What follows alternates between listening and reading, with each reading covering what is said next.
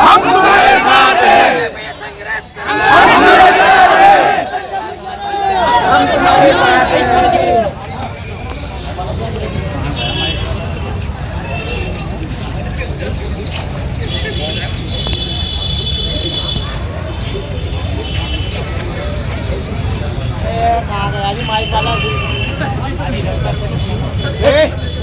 बाबा साहब, बाबा साहब, बाबा साहब, बाबा साहब, बाबा साहब, जय भीम, जय भीम, जय भीम, जय भीम, जय भीम, जय भीम, जय भीम, जय भीम, जय भीम, बाबा साहब, बाबा साहब, बाबा साहब,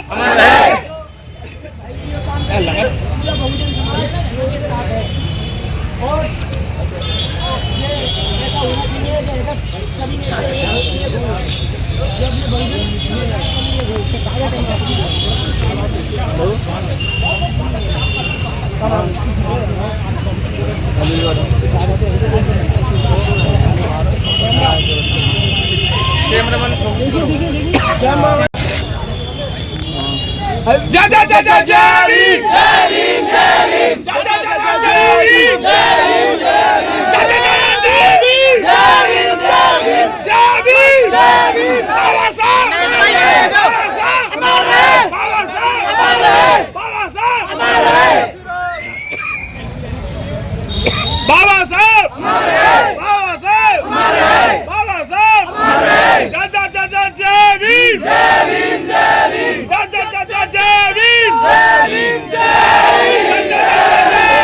जय भीम, बहुजन एकता जिंदाबाद, जिंदाबाद, जिंदाबाद, संविधान जिंदाबाद, जिंदाबाद, जिंदाबाद। देखो, सबसे पहले आप सभी का बहुत बहुत आभार और धन्यवाद। मार्च बहुत लंबा था और उसको करते हुए हम यहाँ तक पहुंचे हैं, लेकिन हमें ये भी जान लेना चाहिए कि आखिर ये मार्च क्यों निकाला जा रहा है, आखिर हम लोग क्यों सड़क पे हैं। छोड़ो, अब इसकी आवश्यकता नहीं, बंद करो। सबसे पहले बहुजन समाज में जन्मे सभी संतों, गुरुओं, महापुरुषों को नमन करते हुए तथागत बुद्ध, भगवान वाल्मीकि महाराज, बिरसा मुंडा, पाखंडवाद के धुर विरोधी रहे पेरियार, ईवी, लामा स्वामी नायकर, इस देश में शिक्षा की अलग जगाने वाले राष्ट्रपिता ज्योतिबा फूले, भारत देश की प्रथम महिला शिक्षिका मां सावित्रीबाई फूले, मां फातिमा शेख और आरक्षण के जनक छत्रपति साहू जी महाराज, हमें आपको मान, सम्मान, स्वाभिमान की जिंदगी देने वाले करोड़ों शोषित, वंचित, पीड़ित और महिलाओं के नारी मुक्ति दाता, भारत के भाग्य विधाता और इस देश के संविधान निर्माता डॉक्टर बाबा साहेब अम्बेडकर और 21वीं सदी के महानायक, जिन्होंने टुकड़ों में बटे हुए समाज को, जाति विहीन समाज को, जिसको हम लोग जाटव, वाल्मीकि, कोरी, कुर्मी, पासी, धोबी, धानु, कहीर, गडरिया, गुर्जर, जाट, नाई, यादव, तेली, कुमार, महार, डोम, पटेल, वो 6743 जातियों को बहुजन समाज बना के हमें एहसास कराया कि सत्ता किसे कहते हैं और सत्ता पाने के बाद किस तरह से हम लोग इस देश में स्थापित हो सकते हैं। 21वीं सदी के महानायक, हमारे रहबर, हमारे मसीहा मान्यवर कांशीराम साहब के चरणों में नमन करते हुए अपनी बात को शुरू करूंगा। साथियों, जैसा कि आप सभी को पता है कि बीती 23 जुलाई से डॉक्टर अंबेडकर जन्मस्थली मध्य प्रदेश के महू से हमने एक संकल्प शुरू किया जिसका नाम था बहुजन जागो मार्च और जिसका उद्देश्य बहुजन नेताओं साथ में आओ।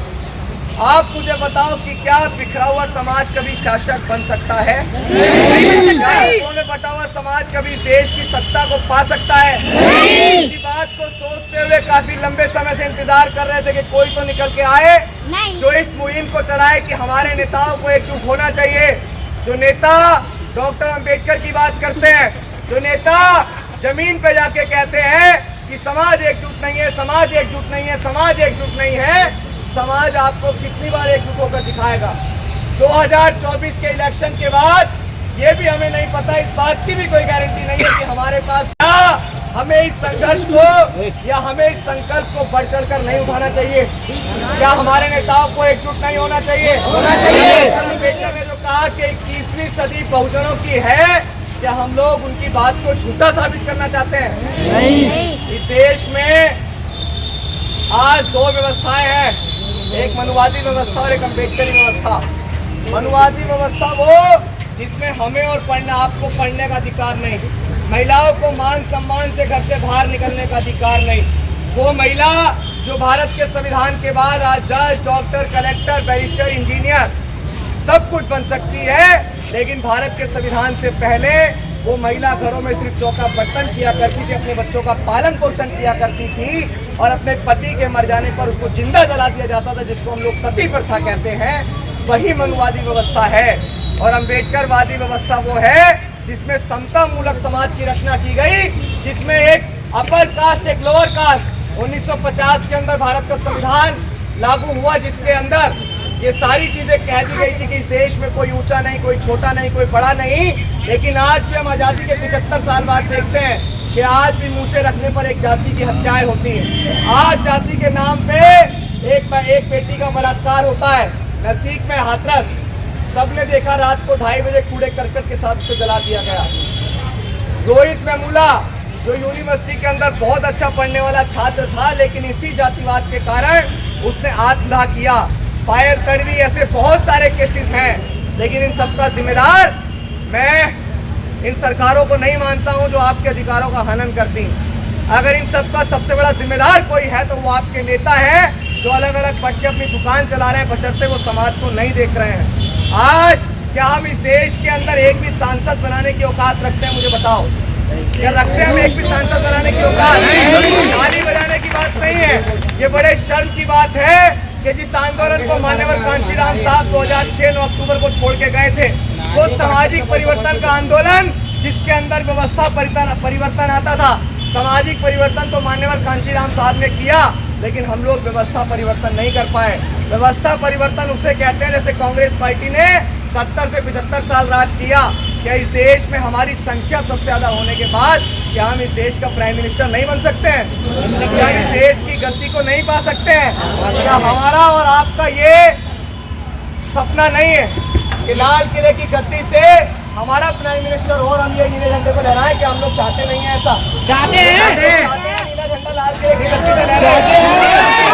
नहीं चाहते हैं? बताओ। लहरेगा। ये आपकी जिम्मेदारी है कि आप लोग जमीन पे रह के, सोचने से नहीं मिलते हैं तमन्नाओं के शहर, सोचने से नहीं मिलते हैं तमन्नाओं के शहर। चलना भी पड़ता है साथियों, मंजिल को पाने के लिए चलना भी पड़ता है मंजिल को पाने के लिए। अगर आज आप एक बहुत बड़ा ख्वाब देख रहे हैं, जिस ख्वाब को फूले, पेरियार, ललाई, अम्बेडकर और मान्यवर कांशीराम साहब ने देखा, इस देश की गद्दी को हासिल करने का अगर आप पड़ेगा, उसके लिए आपको अपने नेताओं को एकजुट करने के लिए मजबूर करना पड़ेगा। ये जिम्मेदारी आपकी है, क्योंकि कोई भी कार्यकर्ता किसी भी पार्टी, किसी भी संगठन या किसी भी नेता की लीड होता है। अगर आप लोग डगमगाएंगे तो नेताओं को होश आएगा, और नेताओं को जब होश आएगा तो नेता कहेंगे। ऐसा ही एक आंदोलन साल 2003 के अंदर दलित पैंथर ने महाराष्ट्र के अंदर चलाया, और उसने हमारे नेताओं को खदेड़ने का काम किया। उसका रिजल्ट ये निकल के आया कि हमने 4 सांसद जीते। तो क्या आज ऐसा काम हम लोग नहीं कर सकते? कर सकते हैं। आज तो खुले तौर पे कहते हैं ना कि भारत के संविधान को बदलना चाहिए। आप मुझे बताओ कि भारत का संविधान अगर बदल गया, जिसके अंदर आपको फ्रीडम ऑफ स्पीच का अधिकार है, जिसके अंदर आपको मान सम्मान स्वाभिमान से जीने का अधिकार है, जिसकी वजह से आज प्रशासन ने हमारा इतने सहयोग किया, आपका भी बहुत बहुत धन्यवाद सभी का। आपने बहुत सहयोग किया हमारे मार्च में। क्या ये सारी चीजें भारत का संविधान नहीं होता तो क्या हमें मिल जाएंगी? नहीं। अगर संविधान बदल जाता है तो क्या आपके पास पढ़ने का अधिकार रहेगा? नहीं। आपका जीवन, आपका भविष्य तो कट गया, लेकिन अगर ये छोटी छोटी पीढ़ियां है ना, आने वाली पीढ़ियां, अच्छा मुझे बताओ, क्या घर को 2-3 महीने के लिए छोड़ना कोई शौक होता है? नहीं। कोई शौक है? नहीं। मेरी तो उम्र भी नहीं है कि मैं टिकट ले लूं। बहुत सारे लोग सोच रहे हैं कि भाई अभिषेक तो टिकट लेगा, और सांसद का लड़ेगा। मेरी तो उम्र भी नहीं है इतनी, भारत के संविधान से हटके तो मुझे कोई टिकट दे नहीं देगा। उम्र 22-23 साल है, इसमें टिकट मिलती है क्या सांसद की? सिर्फ इस बात को सोच के निकला। बंद करो इसको, बंद। आप मुझे बताओ, पानी पी लूं? अरे उसका नेटवर्क के सामने से हटिया भैया, सब लोग वहां से हटियाओ, कैच नहीं कर रहा। ठीक कर दो, नहीं चल रहा तो ऐसी ठीक आवाज आ रही आ रही इससे बात हुई है तो आपकी आवाज आ रही थी। अब आपको, हाँ देखो, मैं प्रत्येक घर तक नहीं पहुंच सकता हूँ, मैं प्रत्येक गांव तक भी नहीं पहुंच सकता हूँ, शायद मैं प्रत्येक शहरों तक भी नहीं पहुंच सकता हूँ, लेकिन जब मैं आप तक पहुंच गया हूँ तो आपकी जिम्मेदारी है कि आप घर घर तक इस बहुजन जागो मार्च और इसका जो उद्देश्य है बहुजन नेताओं साथ में आओ, आप इस बात को घर घर तक पहुंचाओ। हमारे नेता अक्सर हमें कहते हैं कि भाई समाज एकजुट नहीं है, समाज एकजुट नहीं है। समाज आप सबको कब तक एकजुट होकर दिखाएगा? समाज ने हमारे कितने सारे नेताओं को स्थापित किया है या नहीं किया है बताओ? समाज ने इसी प्रदेश के अंदर माननीय बहन जी को 4 बार मुख्यमंत्री बनाया, नहीं बनाया? समाज ने आज एक नौजवान समाज का इतना बड़ा तैयार कर दिया जिसको आज हम लोग एडवोकेट चंद्रशेखर आजाद के नाम से जानते हैं। उनके लोगों को आज पूरा देश मानता है। आप भारत के संविधान के लिए किसी भी प्रदेश, किसी भी सूबे को आप लोग जान करवा लीजिए। तो क्या आज नेताओं की जिम्मेदारी नहीं बनती है कि नेता हमारे लिए एकजुट हो जाए, नेता इस मूवमेंट के लिए एकजुट हो जाए, नेता भारत के संविधान के लिए एकजुट हो जाए? मैं बहुत लंबा चल के आया तो ज्यादा नहीं बोलूंगा। आखिरी में सिर्फ इतना कहूंगा, भारत के संविधान से हमें सब कुछ है। आज बहुत सारे लोगों का दिमाग खराब हो गया है। नहीं हुआ, दिमाग खराब ऐसे हो गया है कि वो बोलते हैं कि भारत के संविधान को बदलना चाहिए, भारत का संविधान गलत लिखा है। तो अगर औकात थी तो लिखवा लेते किसी से, उस समय तो लिखवाया नहीं गया क्योंकि नाचना जाने और आंगन टेढ़ा। लेकिन मेरे ऐसे व्यक्ति को भारत के संविधान से सारे अधिकार है, उसी ने हमारे हाथ भी रोक रखे हैं। लेकिन मैं ये बात कहना चाहता हूँ कि जैसे हमारा देश प्रेम, प्यार, भाईचारे के साथ चल रहा है, एकता के साथ चल रहा है, ऐसे ही चलने दीजिए। क्योंकि अगर भारत के संविधान को आप लोग बदलेंगे तो इस देश में गृहयुद्ध जैसी स्थिति पनप जाएगी। बिल्कुल हम ऐसा बिल्कुल नहीं चाहते हैं। इसीलिए बड़े शांति प्रिय तरीके से पीसफुल अपने समाज को एकजुट करने के लिए एक रिक्वेस्ट मार्च निकाल रहे हैं कि समाज एकजुट हो जाए। समाज एकजुट हो जाए तो भारत के संविधान को बचा लेते। लेकिन फिर भी मैं उन लोगों को आगाह करना चाहता हूं जो लोग भारत के संविधान को बदलना चाहते हैं। हमारे लिए इस संविधान से बढ़ के कुछ नहीं है क्या कुछ? संविधान पे आँच आई तो संविधान पे आँच आई कि हम अम्बेडकरवादी हैं बेटा, कि हम अम्बेडकरवादी रहेंगे ना तो तुम्हारी सारी गर्मी झाड़ देंगे और बाबा साहेब को गाली मत देना दोबारा। संविधान को बदलने की बात मत करना दोबारा, वरना हम भी कानून भूल गए ना, जितनी तुम्हारी लंबाई है उसमें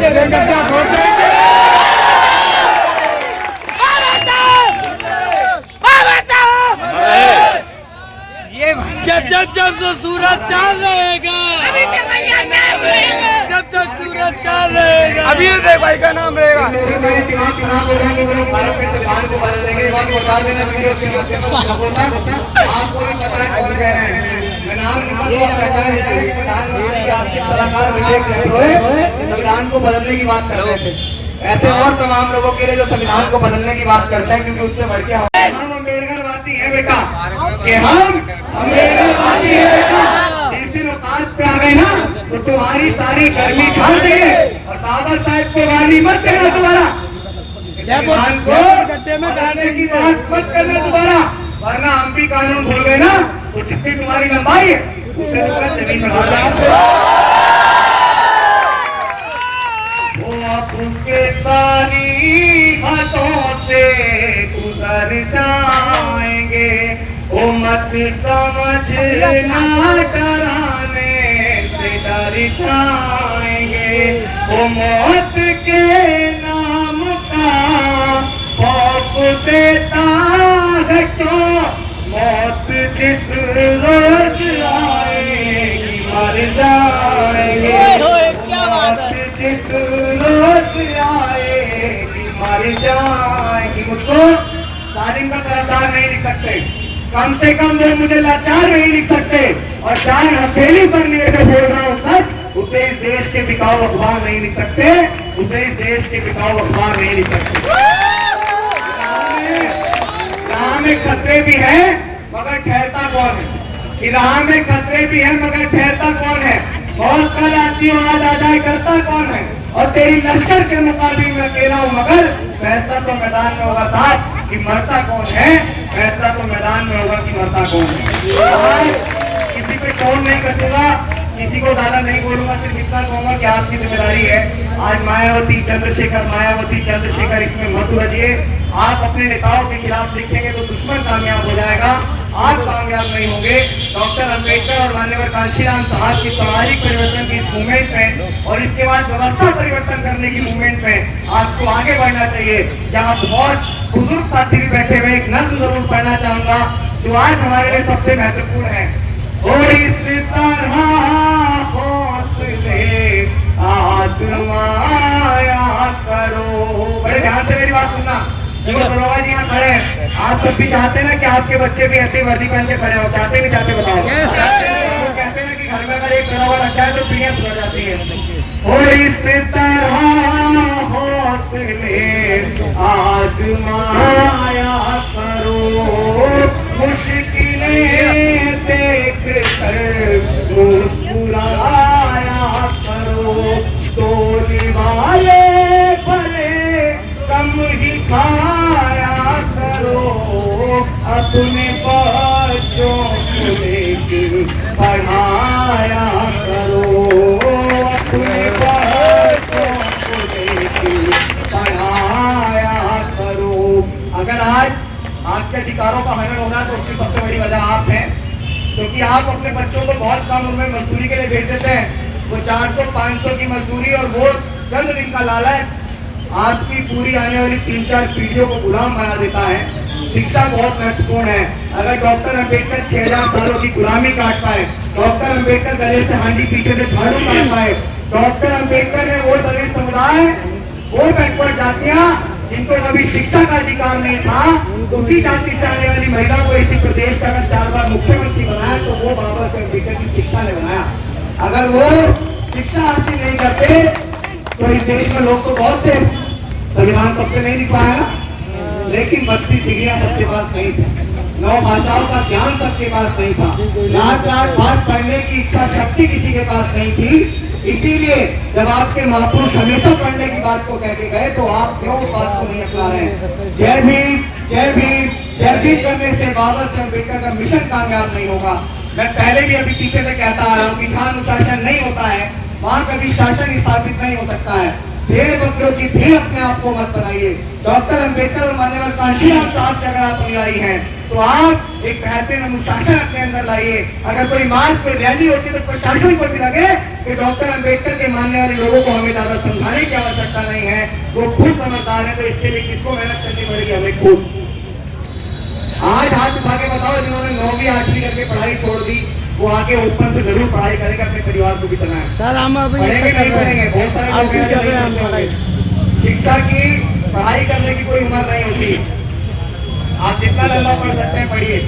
बहुत बहुत धन्यवाद, बहुत बहुत साधुवाद। आगे भी इस मार्च को लेके जाएंगे।